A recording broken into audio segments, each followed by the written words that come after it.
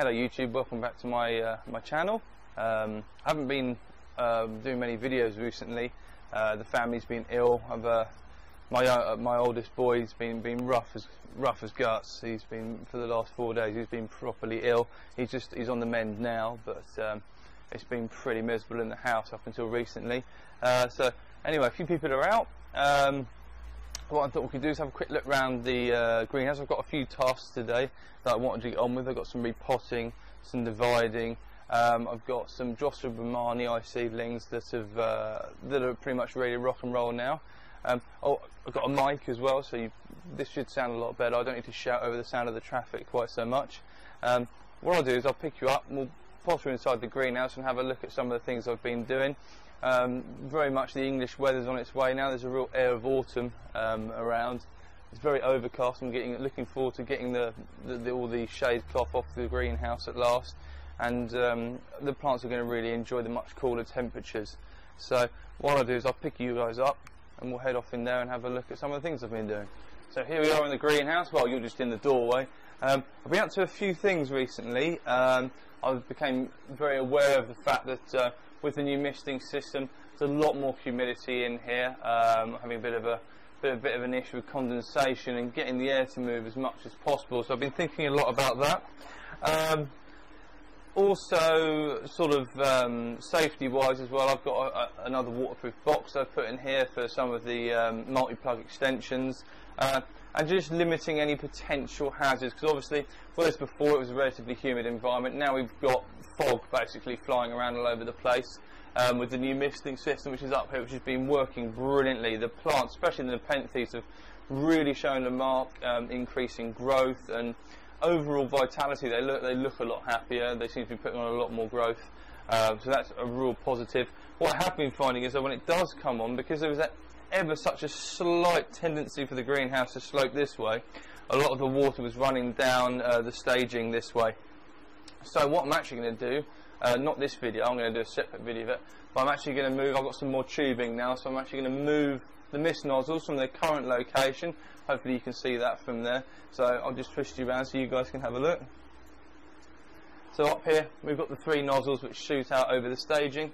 And it's just getting the plants a little bit too wet, I think. So what I'm going to do is I'm going to move these nozzles so they're up in the ridge of the ceiling, which will hopefully, because they create a cone of mist as it comes out of the nozzles, hopefully we're going to cover a slightly wider area, and it's going to give more time for the molecules to sort of vaporise on their way. Rather than falling this short distance, it's going to fall over the whole of the greenhouse, hopefully, mainly into the gantry here, which will limit the amount of water which is collecting on the plants and on the staging here. So that's going to be one of the jobs I'm going to do. Another job I'm going to do, which I'm going to cover in this video, is the Drosophila baumannii seedlings. We're going to just be, I sowed some a little while ago. They came from the mother plant in my terrarium at work. So we're going to scoop some of those up with a spoon. I've got some pots ready over here, and we're going to pot those up. I'll sell them on eBay at some point or something like that, try and make a bit of an income for the greenhouse.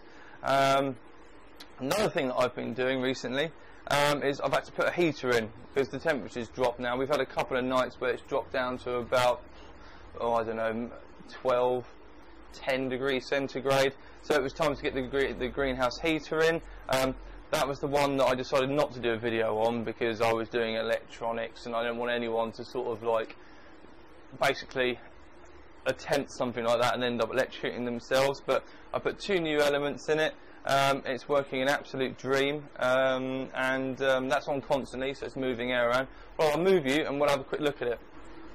So here we are. This is the greenhouse heater. This is the one I renovated. It's a Hot Box Elite. It's quite an old one. This is back when these things were still being made in Lymington in Hampshire, but I picked it up super cheap. It cost me about 40 quid from a seller on Gumtree, and it's got a thermostat. That's this lead here which runs underneath the benching and disappears up to here. So this is the thermostat, or the diode for the thermostat. It seems really effective. It works really well. It's running all the time, so what it's doing is it's taking air in from this corner of the greenhouse, heating it over to the ring hob elements, they heat up as and when the temperature or it decides it's going to, and then it just blows that air out across the rest of the greenhouse. I've mounted it on some chains. These are just connected with fixings underneath the staging here, and it works really well. It's out of the way, it's super quiet, it helps to keep air moving, so obviously it's helping to fight against potential mould issues, and also keep the condensation down in the greenhouse as well. So really happy with that. Each element cost me about £7, so all in all, you know, compared to 200 something quid for a brand new one, this is a really, really good investment, and it runs really, really well. So, and I've just made an extension lead, bought some bits from B&Q for an extension lead, so I can run the cables out of the way, and that just sits off and out. Like, one of my concerns was having this thing on with the misting system. I didn't want any excess fluids going anywhere near this in case it all went pop and bang in the green. Everything's on an RCD in here anyway, so it would just trip out, but it's just the inconvenience of it potentially turning off on a cold winter's night. And then the other little heater is just a backup heater, it's not plugged in at the moment, but both of these will eventually be on a timer. Well, this will be on all time, and the other one will be on a timer to bring the evening heat up a little bit, because it's going to be a lot cheaper to run that little fella than it is this big boy, because it's 2.7 kilowatts, so it's a pretty serious heater. It's going to use a lot of electricity. I'm petrified of the amount of money it's going to cost this winter. So I've also gone ahead and ordered a large amount of horticultural bubble wrap, because I'm going to be lining the inside and outside of this greenhouse in preparation for winter. It's supposed to heat up again next week, so not sure about doing that yet, because if it's going to get warm again, I still want to be able to open the vents and stuff and let some air in. So that's the greenhouse heater. Let's go around and have a look, and I'll show you some of the other stuff, which is almost like a, we should probably call this a September greenhouse update. Okay, so over this side, turn you guys around a little bit. Over this side, you can see the new, basically, optimization of the already existing electrical system. Let's point you up a little bit. There we go. So before I had this control box up here, which is splash proof. The cables can run in through the bottom of it. So a few things are unplugged, including the misting system, which is why it looks a bit of a mess in there at the moment. I'm still optimizing at the moment. So the water is running down here. My humidistat was down here, so obviously that was starting to get wet. I was very concerned about that because they're quite expensive. So all of that's up in the box now. This is the main electrical feed, so this is the reinforced cable that comes into the greenhouse. It comes into this block here, which split into two multi-plug sockets, one of which is in here, and then I bought this surround here as well, and I fitted that. So we've got this can take some timers and bits and pieces in it if I need to. So we've got another couple of spare sockets in there, probably for some supplementary lighting for the Nepenthes over winter. So we're just making everything that much more waterproof. I'll pan you around, we'll have a look at some of these other plants, and we'll just go around the greenhouse. So my massive Paphiopedilum Jersey freckles. This thing's huge. We are going to have to divide this thing together at some point. It's in active growth at the moment. I'm expecting to see quite a few flowers out of this. Last year this flower had 9 flowers on it, so that was pretty impressive because they're really big and striking. The slug damaged Phalaenopsis. This is the one that got munched, much to my disappointment. And it's been in flower for ages. I don't really like them when they go like this. The flower spike's gone really scabby, and it's just producing little tiny buds for the end. So I'm probably going to cut that off soon, just to encourage it to grow a new flower spike. My Bulbophyllum Elizabeth Ann Buckleberry. Well, it's Cirripetellum. It is. I think it's been renamed now. This has done nothing for ages and ages and ages. It was driving me absolutely mad because I thought, is it ever going to go into active growth again? You won't be able to see it from the camera, but there is a new growth starting down the bottom there. One new growth. So we've had some positive signs of life from that plant. I'll pan you round again. I'll just pick you up and move you, and we'll have a look at some of this stuff a bit closer up. Right. There's my Bulbophyllum Jersey. We did a couple of updates on this. The second flower is almost open now, so we've almost got 2 flowers open on it at the same time, which is quite cool. That's looking really good. That's been in the house for the last few days with my wife's Phalaenopsis orchids. It looks really, really good against those. So that's him. He's doing fine. Dendrobium Victoria Regina, still flowering. This thing's unstoppable. It's being a bit light-starved, I think, unfortunately, as a result of the shade cloth going on. We've got this really unusual, just straight upright cane, which I'm not really a big fan of, so I'm looking forward to getting all the shade cloth off for him, so that he doesn't, hopefully gets out of the habit of growing at a funny angle. Pop him down there. Down the bottom here, excuse the mess, the misting system's partially dismantled at the moment before I move everything up onto the ceiling. This is Dendrobium dicyoides. And you can see it's gone a little bit red here. It was getting a little bit too much sunlight, so what I did was I popped him down underneath here. That's just a little tray with some wet sphagnum moss in there. And this is not hygrolon, I can't remember, it's this funny material, super hygroscopic material. So he's growing on that. I just keep him moist. He's changed colour, he's gone much darker green again, and there's some new active growth and some new roots, so he's a lot happier. He hangs down there. Over here we've got my Lepanthes calydiction. Lots of new leaves. There's another nice new leaf just come out here, looking really, really good. And there's a new shoot there, and various new shoots, another shoot here. So he's doing fantastically. Really likes the increase in humidity. My Bulbophyllum barbagirum, lots of new growth on this guy. Lots of new growth down the bottom here. Looking a lot happy. New growth here, here.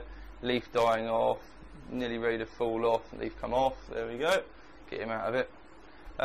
So he's doing really, really well. He likes it down here in the shade. Keep him nice and moist, out of direct sunlight.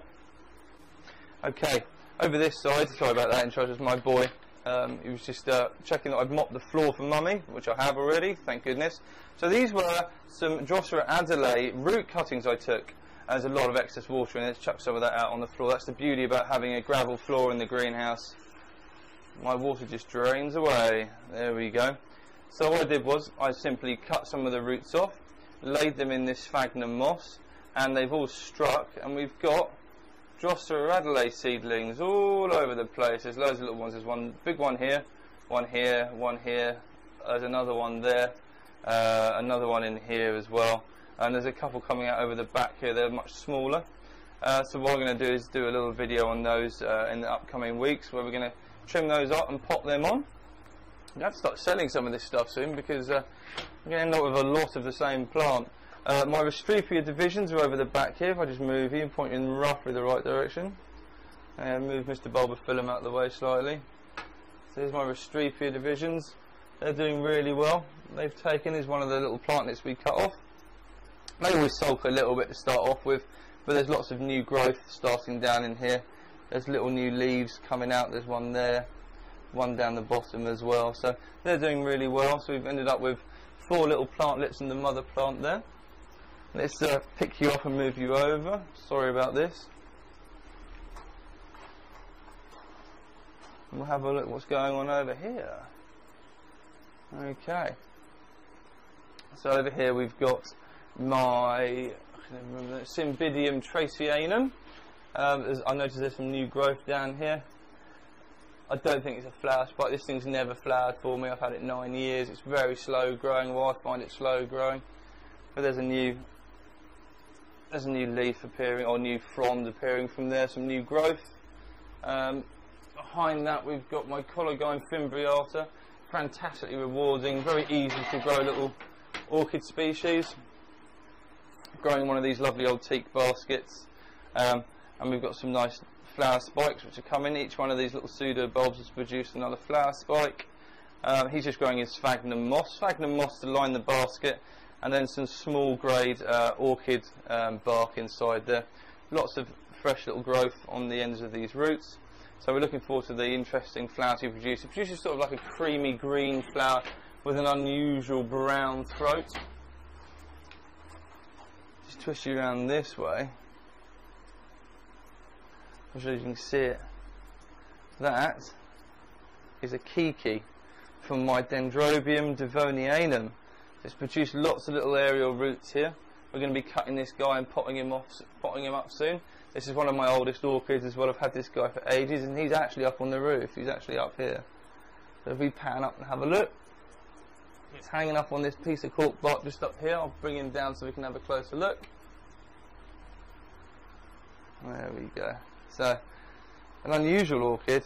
It produces these long, lanky canes which sort of like extend downwards each year with growth, and then they flower from these bare canes as well.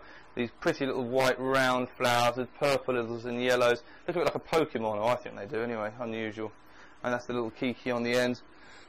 And here's this year's growth up here. It sulked a lot after the move out of the main house, but it's picking up now. It looks a lot happier, and it just all of those stems originate out of this piece of cork bark here, which is completely covered by moss. The plant is in there somewhere buried. There's one of the roots there, and he just sits up high. It doesn't like it particularly light.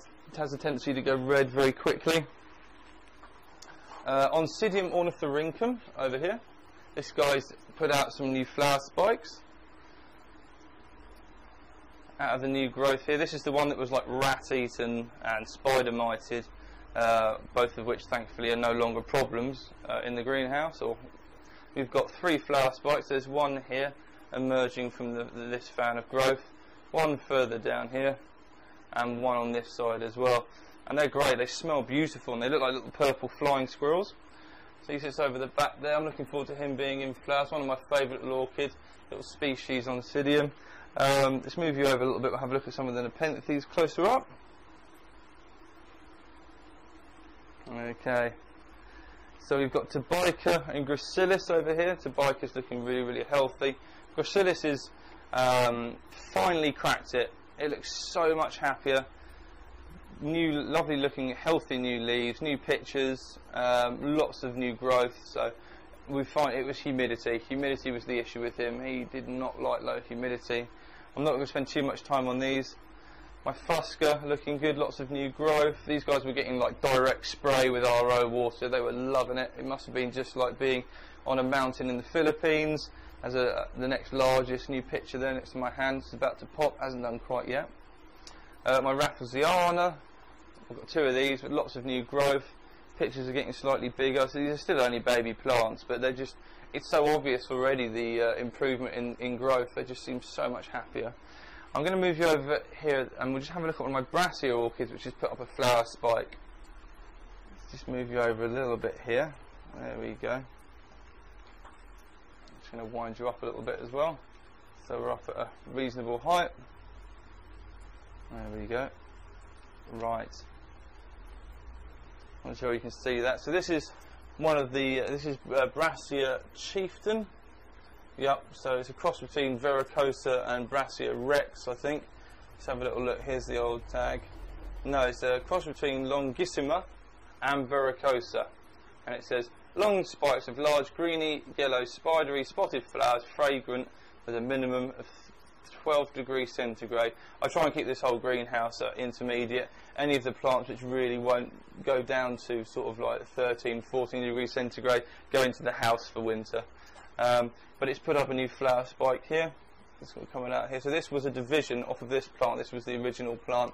I just divided the rhizome, potted him up, and he seems quite happy. Like I say, we're going to get some. One of my favourite. I love Brassias. Very easy to grow, smell amazing, look amazing, fantastic plants. Over to the left-hand side of the screen. Let me move you around. Dendrobium spectabil, still in flower, indestructible. This thing. It must have been in flower for 2 months now. My Dendrobium speciosum. Let's turn you around yet again. Let's put him on top of the swamp cooler so we can have a look. Move some of my bulbophyllums out of the way. There he is. Still haven't got this thing to flower for me yet. Lots of fresh root growth. This thing is loving the high humidity. You can see all these lovely green tips to all of these roots. It's just a rooting machine. Absolutely covered in them. So I think that's a really good sign. I like these really weird aerial roots as well, the ones that just come straight up out of the potting medium and just disappear up. Whew.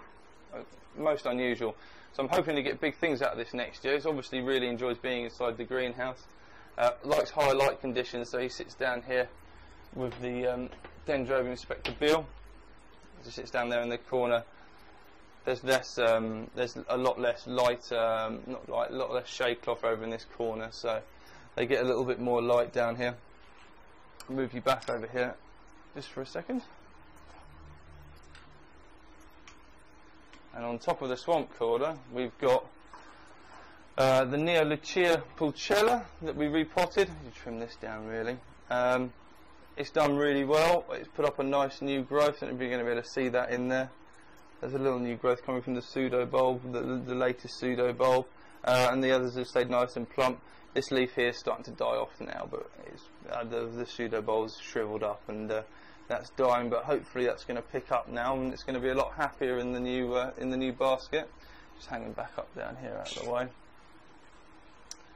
Bulbophyllum fascinator seems quite happy. New little growths and new little roots down in here into the pocket. I grow them in these little clear plastic trays. A lot of these are lithophytes, so they stick to rocks and grow around like seeps and springs in the rainforest. So I try and grow them in these flat trays with quite a loose potting medium. This is Bulbophyllum ambrosia. Unusual shaped pseudobulbs is like little cigarette shaped, or little cigar shaped upright pseudobulbs. Slug damage. Lots of new roots coming out of them. So no flower spikes yet though. I'm hoping the drop in temperature is going to really invigorate them into producing some flower spikes for me. I'll pull up my other nepenthes as well whilst we're here, and they're close at hand. Jacquelinei, you can see the huge increase even in just the moss. The moss has gone mad. It loves the really clean RO water. So we've got lots of new moss growth. I think it makes the pots look really smart as well. And where moss grows, nepenthes grow, so he's looking good.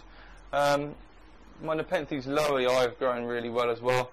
They've got the nice new leaf jumps, little pictures on there.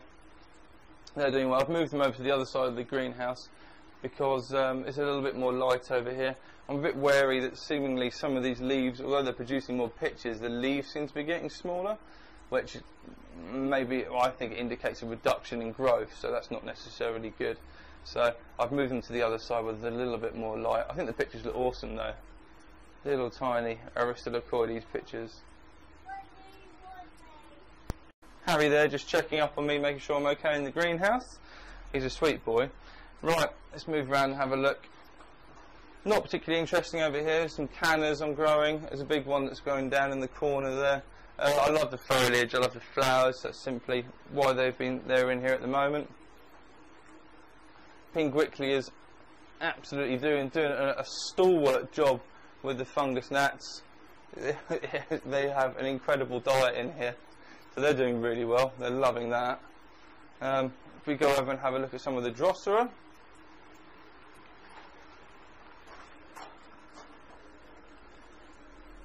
Okay, move my phone out of the way.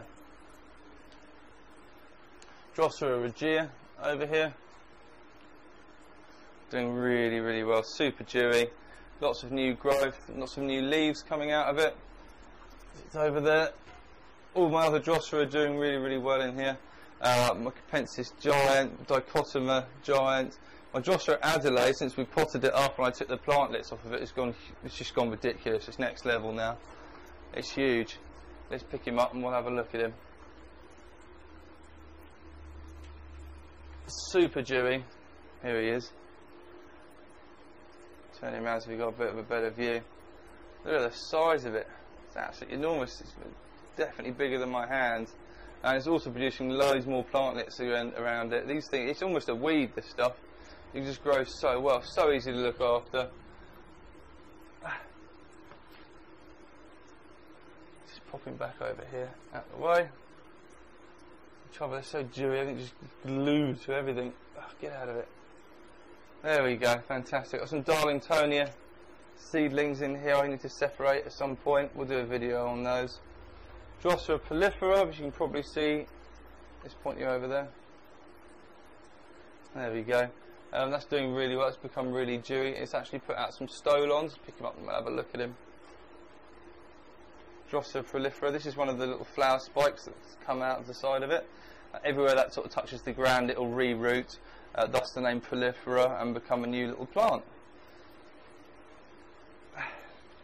Popping back over here. Some of my little utricularias. These are all ones I've actually grown from seed.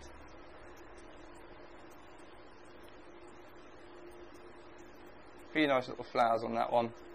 And the Drosera scorpioides is looking, well, bigger. Sure we can see it's just by my finger there. Yeah, it seems to have really put on a growth spurt since I fed it.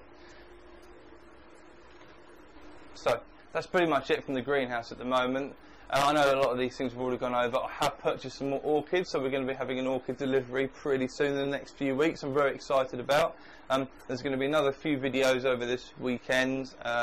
We've got some potting up. We've got some repotting because some plants just aren't that happy in the media they're in at the moment. So it's going to be quite a busy weekend video wise.